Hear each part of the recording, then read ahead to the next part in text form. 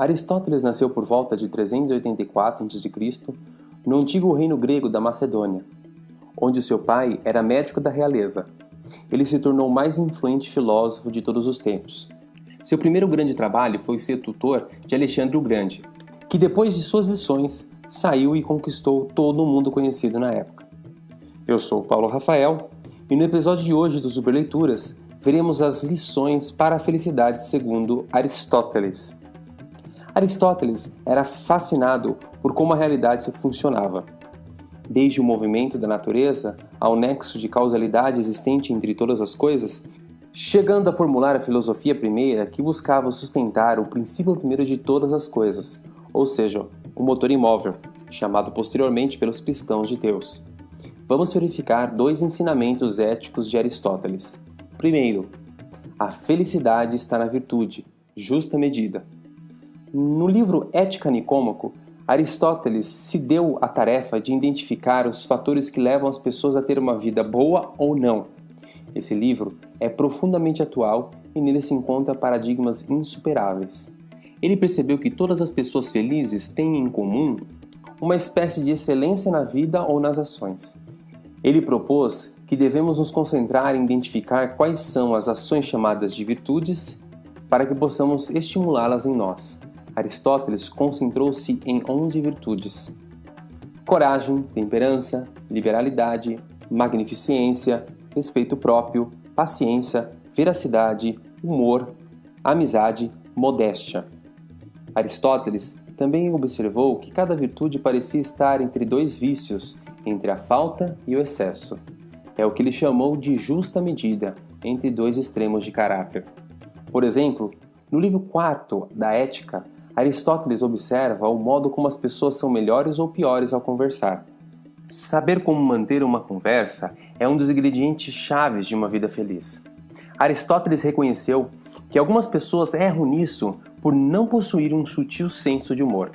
A pessoa entediada, alguém que é inútil para qualquer tipo de interação social porque não contribui com nada e se ofende com tudo.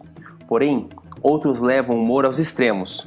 O bobo não resiste a uma piada e não poupa nem ele mesmo, nem qualquer outra pessoa, desde que ele possa dar risada e dizer coisas que um homem educado jamais sonharia em dizer. Então, a pessoa virtuosa é a que está na justa medida entre os dois extremos, nem ranzinza, nem zombador, mas espirituoso e discreto. É difícil mudar um comportamento, mas a mudança é possível. Virtude moral é resultado de hábito, diz Aristóteles. Segundo tema, guiar-se pela sabedoria prática, frônesis. Sendo o meio termo a preferência nem pelo excesso nem pela falta, para isso é necessário deliberar bem, ou seja, é necessário que a pessoa seja dotada de sabedoria prática, que em grego é frônesis. O objetivo do saber prático é atingir a felicidade. A pessoa deve ser guiada pela frônesis através da deliberação de uma escolha para chegar à virtude ou excelência.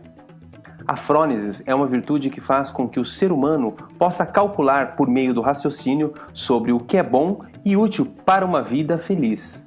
A frônesis não é uma arte, nem uma ciência, mas é um estado habitual verdadeiro, raciocinado, que dirige a ação do ser humano e tem por objetivo as coisas boas e más para o homem. Para que o ser humano possa ter ações excelentes, ele precisa compreender as finalidades das ações e saber se os meios para alcançá-las são os mais aptos.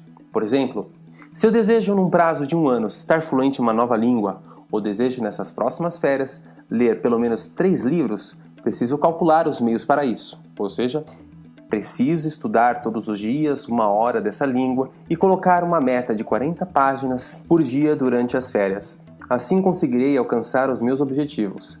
A felicidade não está em falar uma nova língua ou ler mais livros, mas ser virtuoso, ser fiel ao propósito, pensar como realizá-lo, escolher de realizá-lo, criar um hábito, que é o exercício diário. Para isso, preciso ter em mente que para alcançar algo maior, preciso renunciar a uma felicidade momentânea, como deixar de jogar videogame, não assistir uma nova série no Netflix ou evitar de olhar o feed do Facebook por 30 minutos. Sem a frônesis,